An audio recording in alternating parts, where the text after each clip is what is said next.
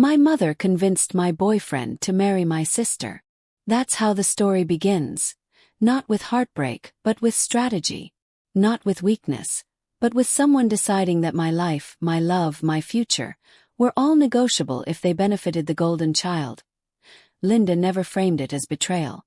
She framed it as inevitability. She's stronger and better for you, she told him.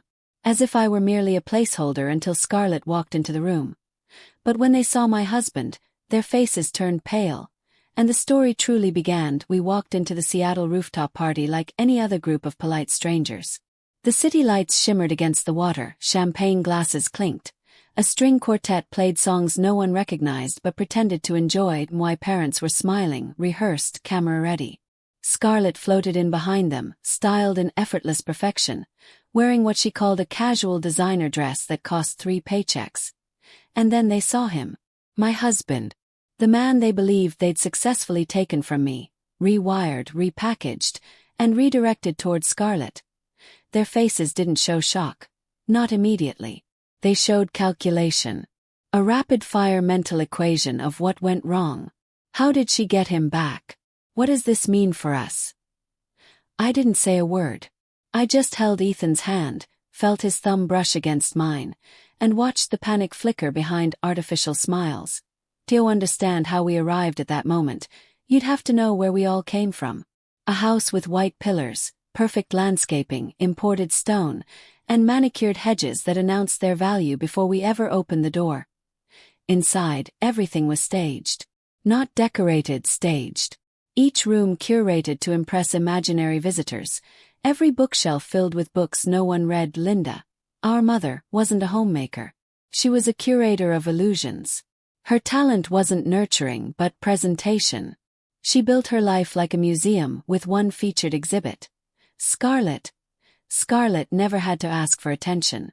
People tilted toward her like plants reaching sunlight. She was praised not just for what she did but for existing. Linda would say, with a smile that sounded like a threat, "People don't remember smart. They remember who shines." I remember sitting at the dinner table, report card in hand. Straight A's, advanced placement, scholarships on the horizon, only to watch my mother ignore it because Scarlett had won most photogenic in a school contest. My father would try weekly to defend me. Willow works hard. She has talent. Linda would pat his hand like calming a child and reply, "She'll be fine.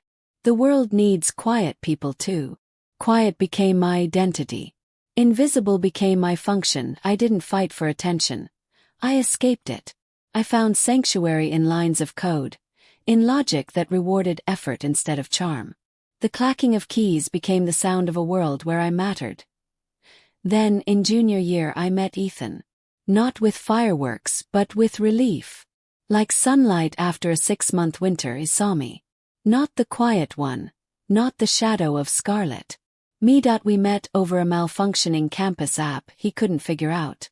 He laughed, embarrassed, and I realized I could fix something more complicated than software. I could fix loneliness.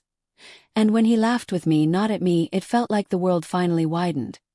When I first brought Ethan home, my mother didn't greet him like a mother. She greeted him like an investor assessing a potential acquisition. Her eyes didn't soften. They analyzed.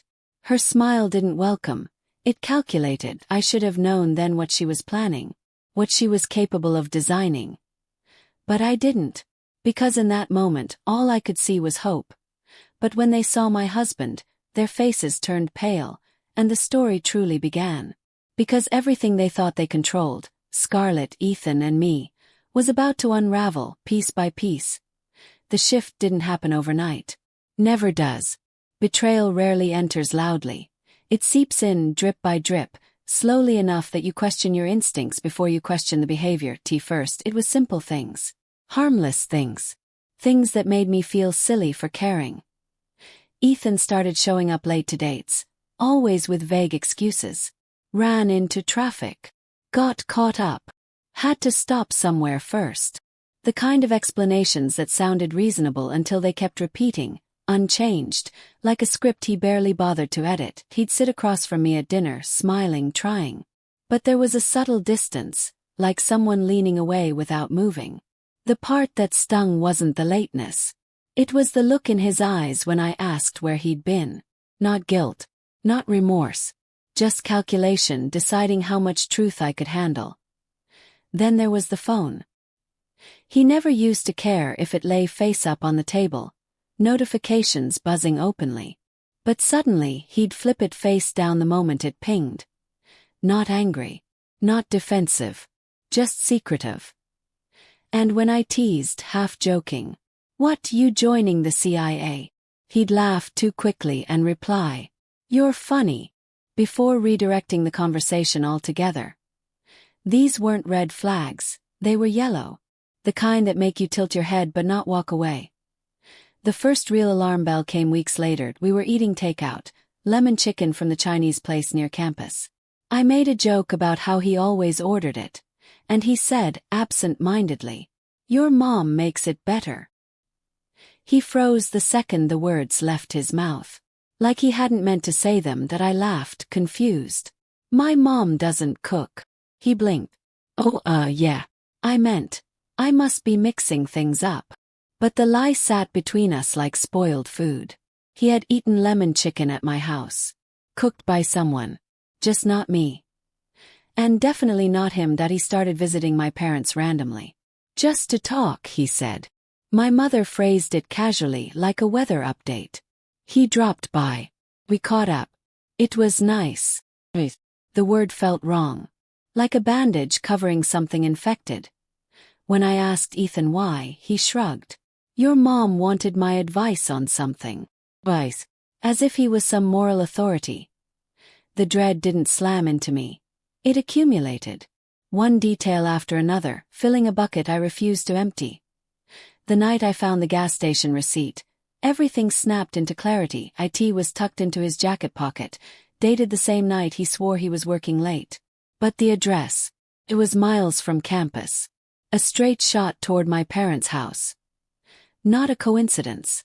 Not an accident. Not something I could rationalize away, so I asked him, calm. Too calm. "Where were you?" He smiled, tired. "You're overthinking. You were busy." That was the second lie. The first was that I didn't matter. Later, my mother explained everything away with a sigh. "Scarlett's been struggling. She could use support." As if my boyfriend was community service. As if Scarlett was fragile glass. And I was the hammer she was protecting the world from. Scarlett, delicate. Scarlett, special. Scarlett, incapable of being told no. And me. The girl expected to understand. I wasn't angry. Just numbed. I needed clarity. I needed truth, so I lied. I told Ethan I'd be staying at the dorm for the weekend. Then I grabbed my keys, midnight dark, hands shaking with a mix of dread and determination. I drove home unannounced, headlights slicing through rain, praying I was wrong, terrified I was right. What I found instead would shatter everything. I pulled into the driveway at 9 p.m., tires crunching over gravel I'd memorized as a kid. The house glowed. Every downstairs light on, curtains open, like a stage set perfectly for an audience. I wasn't supposed to be here. I wasn't invited. And yet I could already hear voices carrying through the entryway. Low, curated, intimate. I stepped inside, quiet as breath. The house smelled like lemon and expensive candles, the kind Linda lit only when she wanted to impress someone. That should have been my first clue. I followed the sound, each step heavier than the last. I stopped just before the living room. Hidden by the hallway's curve, I didn't enter. Peek. Around the corner. Into a scene I would replay 1,000 times, each memory slicing deeper than the last. Scarlett sat close to Ethan. Not touching, but angled toward him, a softness in her posture that wasn't natural, but trained. And my mother sat across from them, legs crossed, posture regal and predatory, presiding over the room like a queen instructing her court. And Ethan. He looked tired. Not conflicted. Just exhausted from pretending he wasn't already being pulled under. Linda spoke first. Her voice low, smooth, rehearsed. "She's stronger and better for you." My breath caught. Not just because of the words. But because she'd said them before to him. Me. To the universe. As if repetition could rewrite reality, Linda continued, her tone dipping with false concern. Willow is distracted. She chooses work over people. It wasn't anger. It wasn't an insult. It was a narrative. A redesign. Scarlett leaned in, eyes soft, voice trembling with vulnerability that felt staged down to the syllable. I just want you to be happy, Ethan. I'd spent my whole life hearing Scarlett say things she didn't feel. This was her greatest performance. Linda nodded approvingly, like a director pleased with her actor. Scarlett needs someone like you. Someone successful. Someone who fits. What a simple word. How violent it became that you'd expect Ethan to defend me. To at least protest. Say my name. Say something. But he didn't. He didn't argue. He didn't correct them. He just sat there, absorbing each sentence, letting their version of reality overwrite mine. And in his silence, I witnessed the quiet murder of everything we'd built. I wasn't watching a tragedy unfold. I was watching a strategy execute. This wasn't an accident. It was a plan. Precision engineered. Patiently crafted. And executed without hesitation or remorse. The heartbreak wasn't loud. It wasn't explosive. It was clean. Surgical.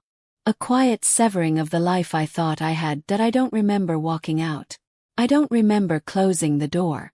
I don't remember breathing or choosing where to go. That I just remember driving. Past city lights. Past neighborhoods. Past everything familiar. Until the world thinned into empty highway and shadow. I pulled into a rest stop, cut the engine, and felt grief hit me. Sharp, humiliating, total. Not just because I'd lost someone, but because I'd been erased and replaced by the people who taught me how to disappear. My mother hadn't just interfered. She'd replaced me. And I had a choice. Stay and shatter completely, or leave and rebuild. The next part of my story wasn't about revenge. It was about resurrection. That I didn't leave because I was brave. I left because staying felt like drowning in a room full of people who swore they loved me. The night after the rest stop, sitting in my car with numb fingers and swollen eyes, I called the only person who ever showed up without being asked. I need help, I said. There was no explanation, no backstory. Just those 3 words. Riley didn't hesitate. I'm coming. 2 hours later she pulled into the parking lot, hair messy, wearing sweatpants and no judgment. She listened to everything without interruption, without disbelief, without the parental suggestion of, maybe you misunderstood. When I finished, voice raw, she exhaled and said, get out of this whole orbit. They're not just hurting you, they're shrinking you. I withdrew from my final semester the next morning. Professors stared at me like I'd lost my mind. A month before graduation. You have a job offer lined up. Can't this wait? I couldn't explain that Boston had become the city where my lungs wouldn't expand. I couldn't breathe there anymore, so I packed 1 checked suitcase, 1 carry-on, and a backpack full of the parts of me that still felt human, and I flew to Seattle. A place I'd never lived, with people I didn't know, carrying a future I didn't trust myself to rebuild. Seattle didn't feel like a city at first. It felt like a foreign planet made of rain, wet pavement, and cedar-scented air. Riley's cousin let me crash in her apartment. A tiny studio with a fold-out couch that had a bar digging into my spine every night. I'd lie awake, eyes on a popcorn ceiling, feeling failure press against my ribs like a physical weight. I had no degree, no relationship, no home, no identity beyond the scraps I'd salvaged. Sometimes I cried without sound. Sometimes I felt nothing at all. Grief isn't loud. Sometimes it's an empty room that echoes. One morning, I woke up before everyone else. Seattle was quiet, fog curling around the lake outside the window. And then, for the first time in months, sunlight pierced through the gray and hit the water, turning it gold. I stood there barefoot, wrapped in a thrift store blanket, and a voice, small, firm, internal, said, "Get up." Not, "Be okay." Not, "Forget it." Just, "Get up." Oh, I did. I found a therapist. Dr. Linden, soft-voiced but razor-sharp in her accuracy. I told her everything, expecting her to map my faults like everyone else had. She listened, then said the sentence that shifted my axis. "What happened to you isn't your failure. It's their brokenness." I didn't believe her at first. But I kept going. Week after week. Tear after tear. And slowly, piece by piece, I rebuilt that. I finished my degree in Seattle. Got a job that valued my mind instead of ignoring it. Made friends who didn't compare me to anyone else. Anger faded. Grief softened. Anger became clarity. Clarity became strength. But peace didn't last. Because years later, they came back. And I wasn't the girl they left behind. Have you ever had to completely rebuild your life? Drop a comment below. My father texted me 3 days before it happened. A simple message, neutral punctuation, no context. We'd like to visit. We're in Seattle next week. Not can we visit? Not do you have time? Just we're coming, as if geography was no barrier and history no obstacle. I stared at the message for a long time, not angry, just strangely calm. Because for the first time since leaving Boston, I had something they couldn't predict. A life they didn't build. A version of me they had never rehearsed how to control. They arrived on a gray Seattle afternoon, the kind where clouds hang low enough to touch, and everything smells like rain and pine. My mother stepped out of the rental car first. Heels clicking, sunglasses on, chin raised, like she owned my driveway simply by stepping on it. Scarlett followed. Oversized sunglasses covering half her face, a beige coat wrapped around her like a celebrity shielding herself from fans who didn't exist. Ethan climbed out last. Hands shoved in pockets. Eyes everywhere but on me. He looked like a man who had spent years rehearsing avoidance. My father, thinner than I remembered, shoulders rounded inward, closed the door carefully, like he was afraid of making noise. And then Michael stepped beside me. I watched the exact moment my mother recalibrated. Her eyes flicking from him to me to the house behind us, assessing value, threat, optics. She hadn't expected him. Hadn't expected this version of me. She plastered on a smile, the kind that stretches skin but not sincerity. You've built quite the life. Not I'm proud of you. Not this is beautiful. Just an observation, clinical, like she was touring a property she might appraise inside. The vaulted ceilings opened into a lake view that spilled silver light into the room, and standing there, with my life arranged on shelves and walls and countertops, I realized something electric, almost frightening. For the first time in my life I had home field advantage. Everything here was mine. Not inherited. Not permitted. Not approved. Built. Though we sat around the dining table, 8 seats, 6 bodies, everyone performing their role. My mother positioned herself at the head, naturally. Scarlett to her right, posture perfect. Ethan beside her, eyes down. My father quiet on the other end, fading into furniture. Michael sat beside me, relaxed, confident, unbothered by the tension that braided itself through the AI. My mother narrated the room like a tour guide, pointing out furniture, lighting, art. Everything except the people living inside it. Then Michael, casual as pouring wine, asked, "When was the last time all of you were in the same room?" My mother didn't hesitate. The engagement party, of course. Her voice bright with nostalgia. Scarlett stiffened. Ethan coughed and nearly choked on his water. Michael nodded, curiosity razor-sharp. That must have been difficult for Willow. Silence cracked. Not loud, but decisive. Eyes shifted. Mask slipped. And for the first time I watched them become uncomfortable. And then, impossibly, my sister did something I never expected. She told the truth. If you've ever watched the person who hurt you finally crack, stay with me. The next moment change everything. Silence held for a long moment. Thick, suffocating, electric, until my mother broke it with a dismissive, almost bored sigh. Willow wasn't emotionally prepared. Not we made a mistake. Not we hurt you.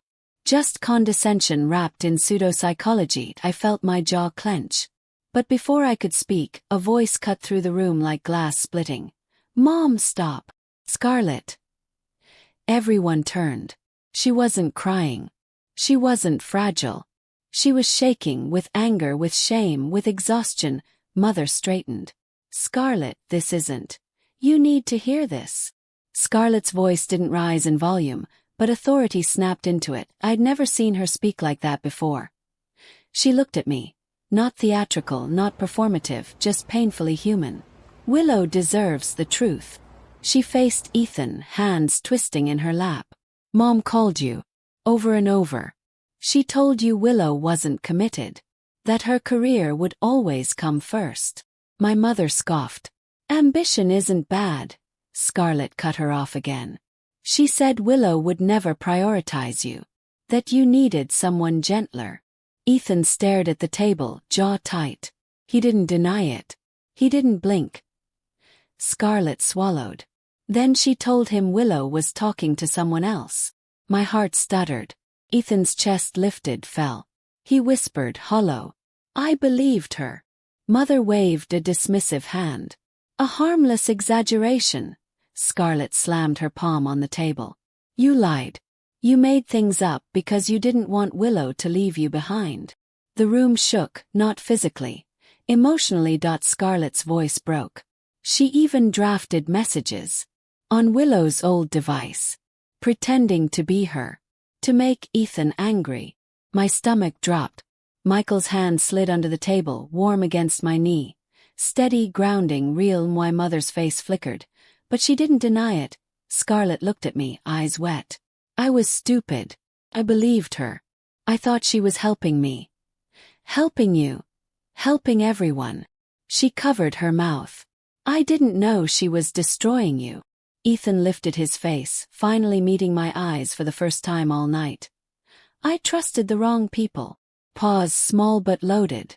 I abandoned the right one. No excuses. Just regret, naked and late. My father, who had been silent and pale, finally spoke. Quiet, shaking. Linda, is this true? Mother straightened her spine, armor forming. I protected my daughters. Not an apology. Not remorse. Just justification. I spoke before anyone else could. You didn't protect us.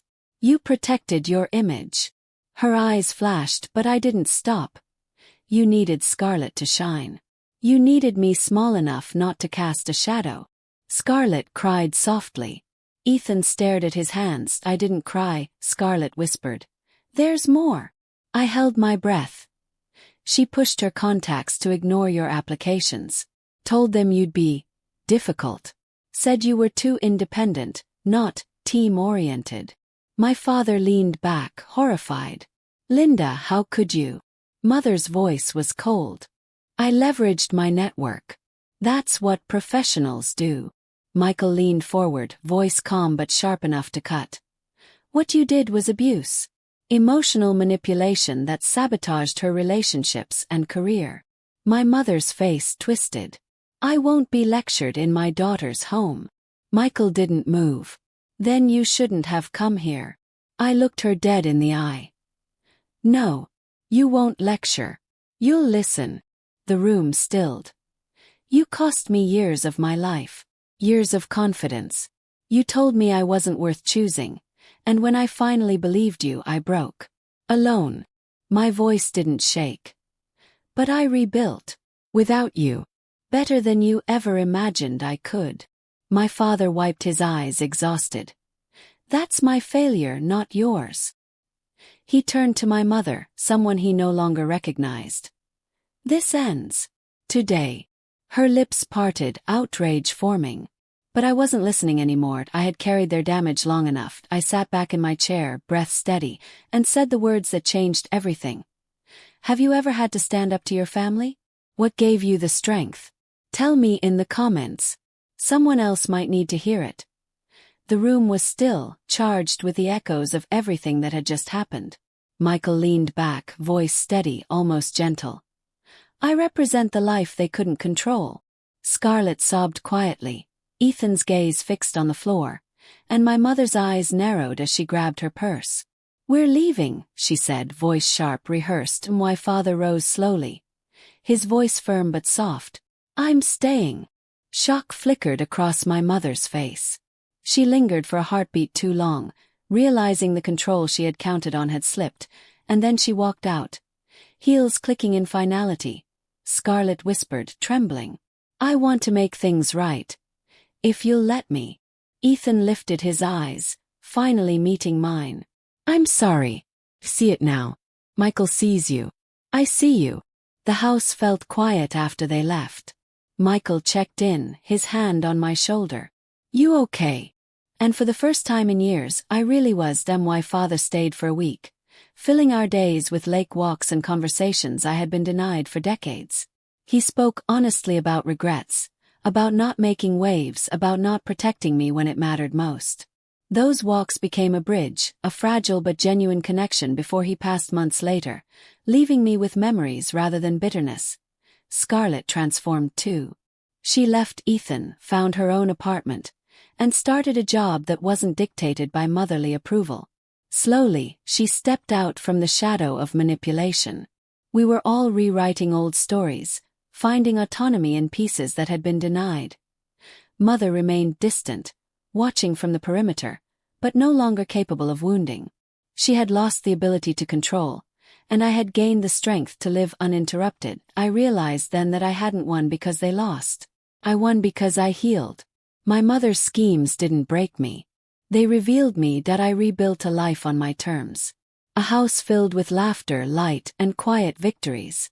A career I had fought for, relationships that were chosen, not orchestrated. A self that was finally mine. If you've ever survived family betrayal or had to rebuild from nothing, you're not alone. Share your story in the comments and hit subscribe so you don't miss the next one. Sometimes the best revenge isn't revenge at all. It's becoming everything they said you couldn't be.